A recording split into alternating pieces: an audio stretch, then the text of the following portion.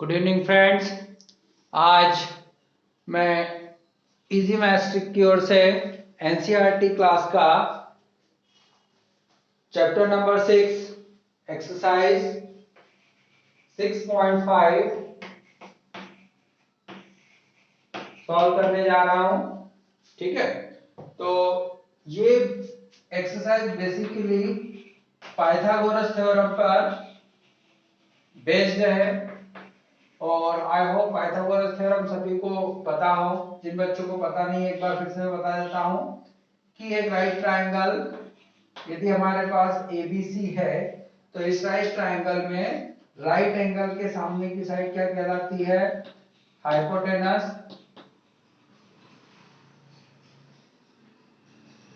एक बेस होता है और एक परपेंडिकुलर होता है। ठीक है, इसी पर बेस्ड हमारे क्वेश्चन है। तो एक्सरसाइज नंबर 6.5 से शुरू कर रहे हैं। क्वेश्चन नंबर 1, यदि आपको अच्छा पाइथागोरस थ्योरम में आपके पास में h² = b² + p² means hypotenuse का स्क्वायर बेस के स्क्वायर और परपेंडिकुलर के स्क्वायर के सम के बराबर होता है। Okay, so first question, PQR is a triangle right angled at P। आपको एक PQR ट्रायंगल दिया गया है जिसका राइट एंगल क्या है? P। P पर राइट एंगल बन रहा है, राइट एंगल मींस 90 डिग्री का एंगल बन रहा है। PQ 10 centimetre, PQ 10 centimetre and PR 24 centimetre. So we have to calculate find QR। QR का मेजरमेंट आपको कैलकुलेट करना है, QR कैलकुलेट करना है। तो राइट ट्रायंगल में हम पाइथागोरस थ्योरम लगाएंगे। तो ये सिंपली आपको लिखना है in right triangle PQR by Pythagoras theorem.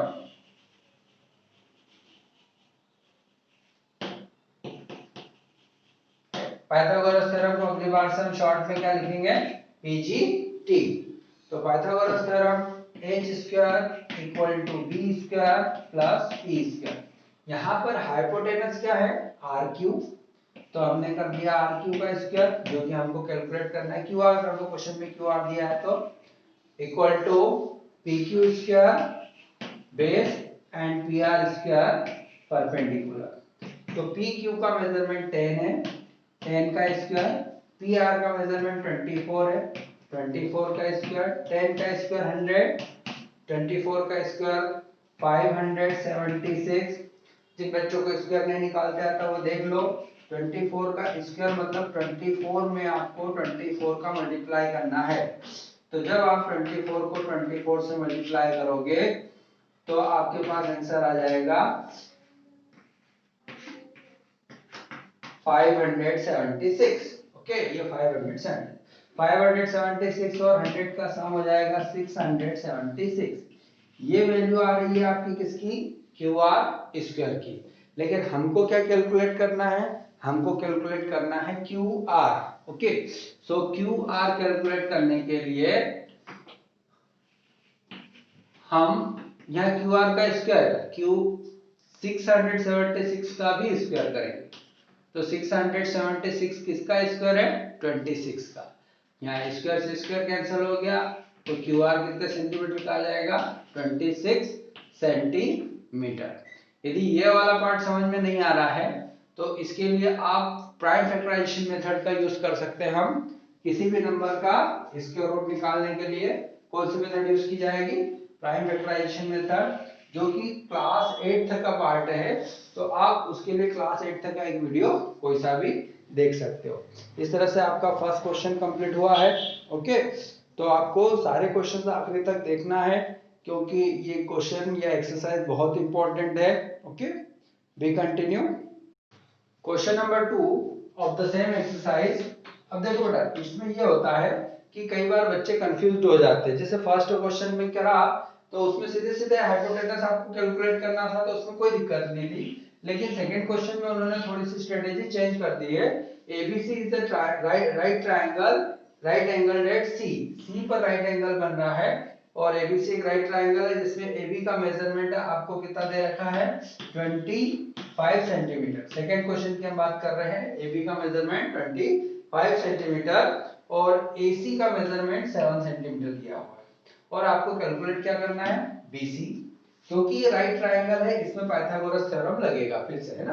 तो आपको वही लिखना है in triangle ABC by PGT. PGT का मतलब होगा Pythagoras theorem. Hypotenuse right angle के सामने वाली साइड क्या कहलाती है हाइपोटेनस। तो हाइपोटेनस का स्क्वायर, हाइपोटेनस का नाम क्या है AB equal to AC plus BC। AC इसका परपेंडिकुलर है और BC इसका बेस, जो कि आपको कैलकुलेट करना है। अब AB की वैल्यू आपको दे रखी क्वेश्चन में कितना 25। कई बार बच्चे क्या करते हैं इसी 25 का स्क्वायर और 7 के स्क्वायर को प्लस कर देते हैं, तो आपको वैल्यू वहीं रखना है जहां पर उसका नाम आए। AC में 7 का स्क्वायर हो गया, BC आपको कैलकुलेट करना है 25 का स्क्वायर, 25 में 25 का मल्टीप्लाई करेंगे 625 आएगा और 7 का स्क्वायर 7 7 जा 49, 7 का स्क्वायर कितना होगा 49। तो हमने 7 का स्क्वायर लिख दिया 49 plus BC square as it is.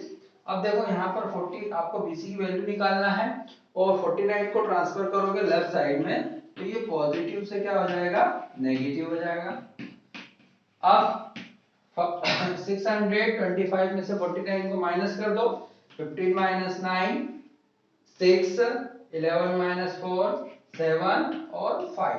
तो जस्ट अभी अभी हम इसके पहले क्वेश्चन नंबर 1 में 576 किसका स्क्वायर है आपको ध्यान होगा 24 का, तो 576 को लिखेंगे हम square of 24 equal to square of BC। Square से स्क्वायर कैंसिल हो जाएगा, तो 24 सेंटीमीटर जो वैल्यू आई वो किसकी आई है BC की। यही आपको कैलकुलेट करना था। इस तरह से आपका क्वेश्चन नंबर 2 कंप्लीट होता है। Okay okay, let's start question number 3। Question number 3 ये देखो आप बुक में से पढ़ना है ध्यान से। इसमें क्या कहा गया है, अ 15 मीटर लॉन्ग लेडर, लेडर का मतलब होता है सीढ़ी, और सीढ़ी इस तरह से लगाई जाती है। ये आपको लेडर दे रखी है, इसकी लंबाई कितनी दे रखी है 15 metre. A 15 metre long ladder reached a window 12 metre high.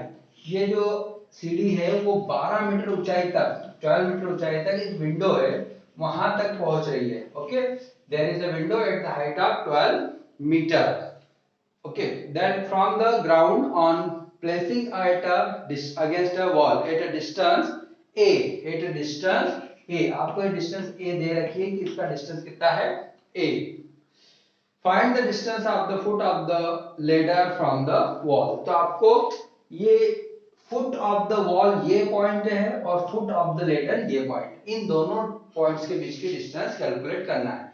मैं इसकी लेबलिंग कर देता हूं, नाम दे देता हूं, मैं ABC दे देता हूं। तो आपको सिंपली क्या कैलकुलेट करना है BC जो कि A के बराबर है, ये आपको कैलकुलेट करना है।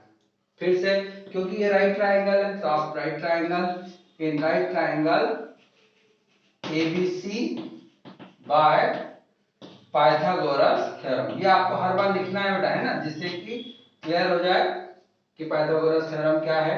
अब मैं डायरेक्ट कर सकता हूं, हाइपोटेनस यहां पर आपको कितना दे रखा है 15, तो 15 का square is equal to perpendicular कितना दे रखा है 12 का स्क्वायर प्लस BC की वैल्यू है A जो आपको कैलकुलेट करना है।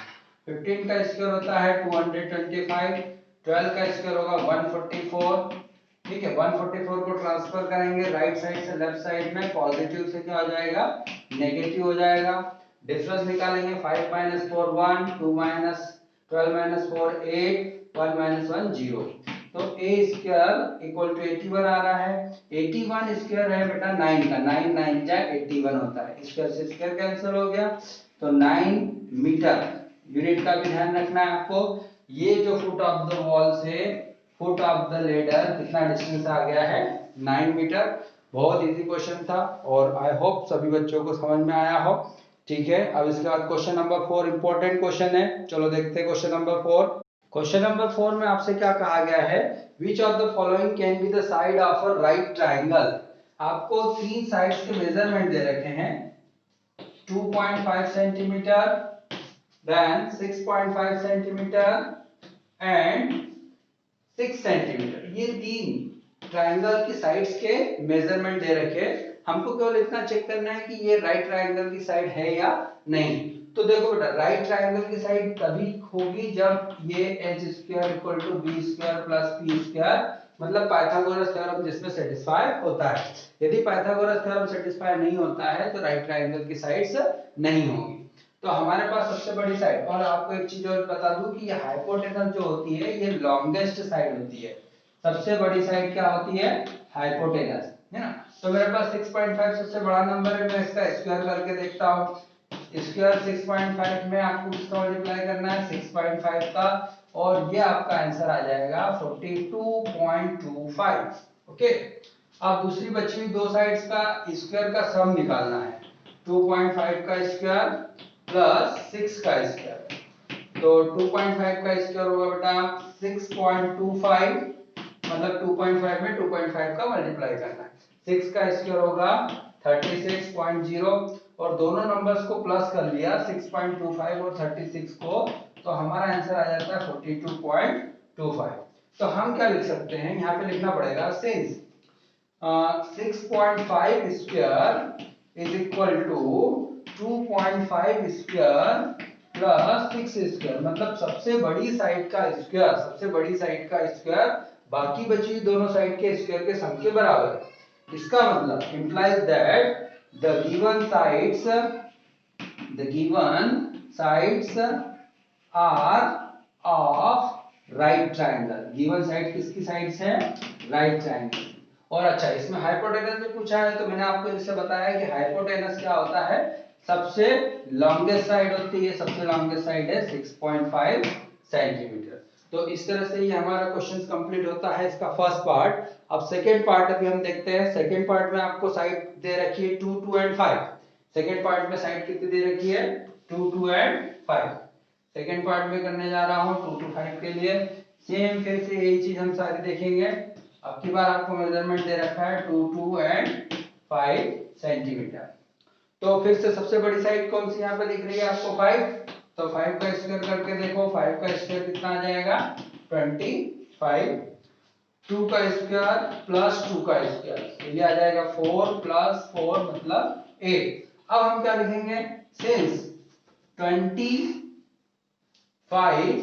is not equal to 8, 25 8 के बराबर नहीं है, therefore the given sides are not of right triangle side।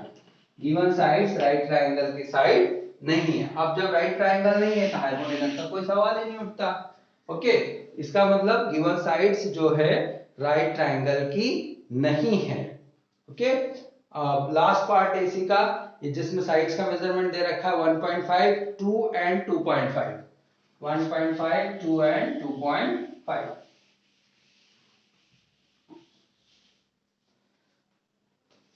1.5 centimetre, 2 and 2.5 centimetre. तो लॉन्गेस्ट साइड 2.5 हुआ, 2.5 का स्क्वायर करके देखा हमने, 2.5 में 2.5 का मल्टीप्लाई करना है, ये कितना आ जाएगा? 6.25, और 1.5 का स्क्वायर प्लस 2 का स्क्वायर। 1.5 का स्क्वायर होगा 2.25, और 2 का स्क्वायर होगा 4, और प्लस कर दो इन दोनों को, इसको चाहो तो 4.00 लिख लेना। 4 और 2.25 का सम हो जाएगा 6.25। तो फिर से आप लिखोगे since 2.5 square is equal to 1.5 square plus 2 square, therefore these are the sides of right triangle। ये सारी जो साइड्स है राइट ट्रायंगल की साइड्स है। Okay, these are the sides of right triangle। ठीक है बेटा। अब इसके बाद हम क्वेश्चन करते हैं, क्वेश्चन नंबर 5। क्वेश्चन नंबर 5 बहुत ही इंपॉर्टेंट है, ये क्लास 10th तक चलेगा, है ना। तो इसकी रीडिंग आपको करके क्वेश्चंस को ध्यान से पढ़ के समझना है। क्वेश्चन ऐसा कहा गया है, a tree is broken at a height of 5 metre from the ground. देखो बेटा, एक आपके पास में सिंपली ट्री है ना, ये ट्री है जो कि 5 मीटर की हाइट से टूट गया है। ये हाइट कितनी दे रखी? 5। वो कारण कुछ भी हो सकता है, तूफान आने से, बारिश होने से, डिफरेंट कारण हो सकते हैं। और टूटने के बाद में पेड़ यहाँ से ब्रेक होकर ग्राउंड को टच कर रहा है, ठीक है। तो ये ग्राउंड को जो टच कर रहा है, ये 5 मीटर से तो टूट गया है, और ग्राउंड को टच कितनी डिस्टेंस पे कर रहा है, at a distance of 12 metre. 12 metre की डिस्टेंस पे ये ग्राउंड को टच कर रहा है। अब आपसे क्या पूछा गया है, पेड़ की height, what is the height of the tree, पूरा जो ट्री ऊपर से नीचे लेकर ये आपको कैलकुलेट करना है। तो आप देखो कि कौन सा पार्ट डाउन हुआ है, इतना पार्ट डाउन हुआ है, और यही पार्ट कन्वर्ट होके किस में आ गया है, यहाँ पर हाइपोटेनस में। तो आपको परपेंडिकुलर दिया है, बेस दिया हुआ, हाइपोटेनस कैलकुलेट कर लो, है ना। तो ये है आपका क्वेश्चन नंबर 5। हमारा फार्मूला होता है a square equal to B square plus B square. Base कितना दे रखा है आपको 12, और परपेंडिकुलर कितना दे रखा है 5। 12 का स्क्वायर होगा 144, 5 का स्क्वायर होगा 25, दोनों नंबर का सम होगा 169। ये h स्क्वायर की वैल्यू है, और 169 किसका स्क्वायर है, 13 का। 13 13 का 169 होता है, 13 में 13 का मल्टीप्लाई करोगे तो 169 आएगा। स्क्वायर से स्क्वायर कैंसिल आ गया, तो हाइपोटेनस आपका कितना आ गया, 13 मीटर। देखो अब ये जो डिस्टेंस थी, ये डिस्टेंस आई है आपकी 13 मीटर, टॉप से लेकर यहाँ तक की।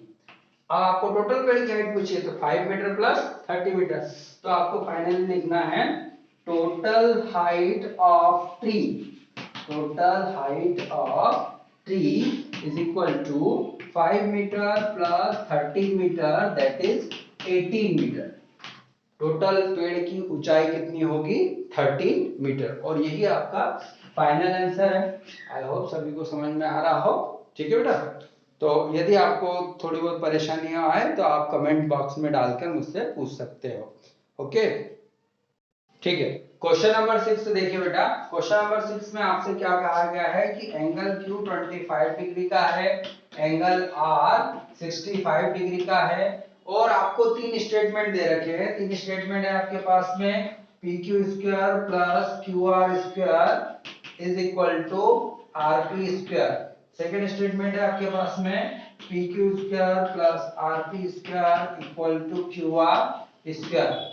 और थर्ड स्टेटमेंट है आपके पास में, R P square plus Q R square is equal to P Q square. तो आपसे पूछा गया है कि इन तीनों स्टेटमेंट में से कौन सा स्टेटमेंट सही है।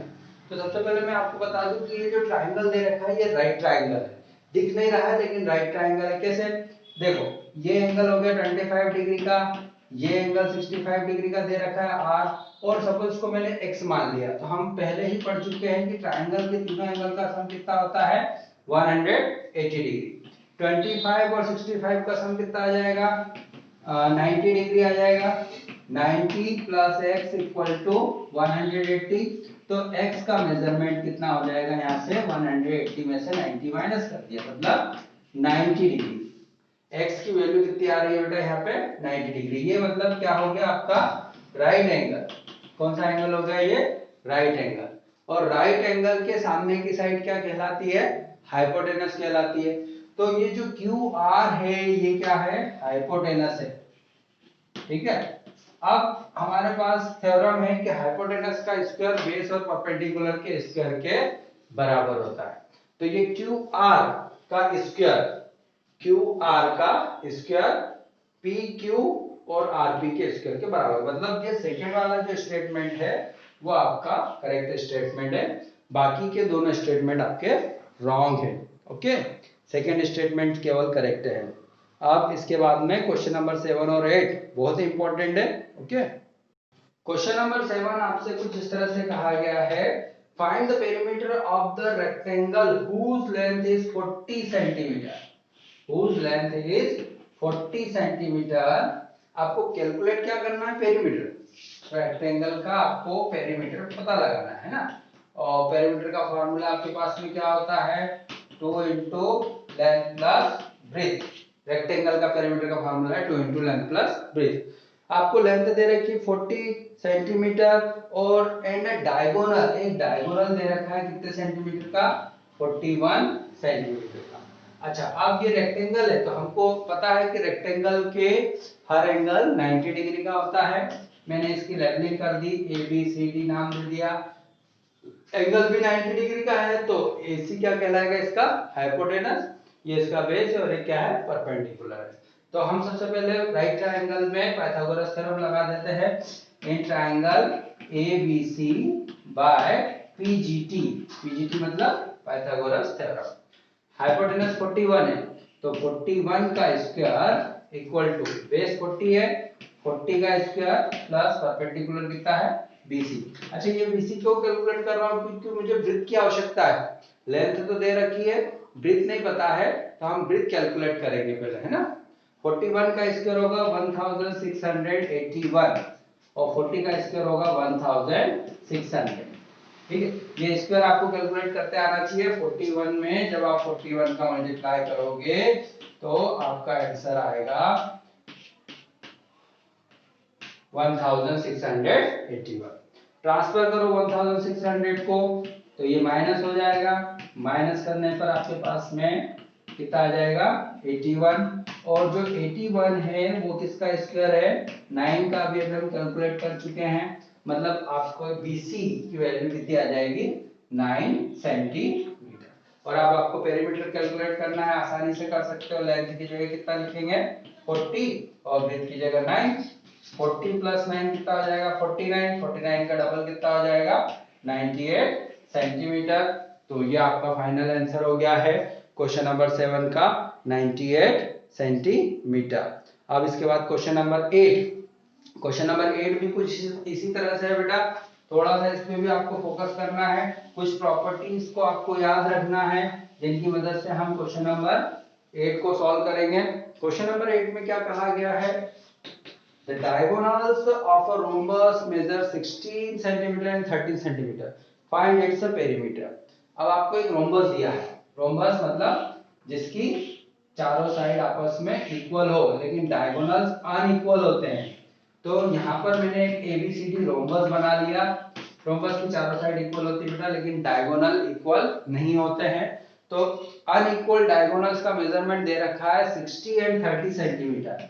डायगोनल्स का मेजरमेंट कितना दे रखा है 60 and 30 centimetre.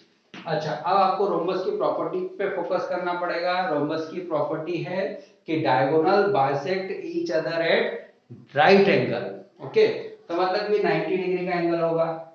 Diagonal bisect each other at right angle. Bisect बोल रहा हूं मैं, मतलब 16 का आधा कितना हो जाएगा 8 सेंटीमीटर और 30 का आधा कितना हो जाएगा 15 सेंटीमीटर। तो ये साइड हो गई 15 15, 30 के दो पार्ट हो गए, 30 के दो पार्ट हो गए 15 एंड 15 और 16 के भी दो पार्ट हो गए 8 एंड 8। ठीक है, क्वेश्चन ये पूछा गया है कि इस रोम्बस की पेरीमीटर निकालो। तो रोम्बस की पेरीमीटर क्या होता है, पेरीमीटर ऑफ रोम्बस का फॉर्मूला है आपके पास में 4 इंटू साइड, लेकिन साइड हमको पता ही नहीं है ना। ये side AB BC CD DA हमको पता ही नहीं, तो हम पाइथागोरस थ्योरम लगा के ये कोई भी एक साइड कैलकुलेट कर लेंगे, है ना। परपेंडिकुलर 15 का है, बेस 8 का है, तो मैं पाइथागोरस थ्योरम लगाता हूं कौन से ट्रायंगल में, ट्रायंगल AOD में। AOD यहाँ पर AD हम कैलकुलेट कर लेते हैं, कोई सी भी एक साइड कैलकुलेट कर सकते हैं बेटा। ये 8 का स्क्वायर प्लस 15 का स्क्वायर, 8 और 15, 8 का स्क्वायर 64 होगा, 15 का स्क्वायर 225 होगा, दोनों का सम 4 + 5 9, 6 + 2 8 एंड 2। अब फिर से आपको याद रखना है कि 289 जो है वो 17 का स्क्वायर है। ठीक है, स्क्वायर से स्क्वायर कैंसिल हो गया, मतलब एक साइड का मेजरमेंट कितना आ गया है 17 सेंटीमीटर। तो पेरीमीटर की जो बात चल रही थी ये हो जाएगा 14 7 जा 68 सेंटीमीटर। आई होप सारी एक्सरसाइज आपको पूरी अच्छे से क्लियर हो गई हो। नहीं आ रहा हो समझ में तो आप चैट बॉक्स में कमेंट बॉक्स में जरूर कमेंट डालना और प्लीज चैनल सब्सक्राइब करना ना भूलें। इसके साथ साथ ही लाइक एंड शेयर भी करें। Thank you for watching the video.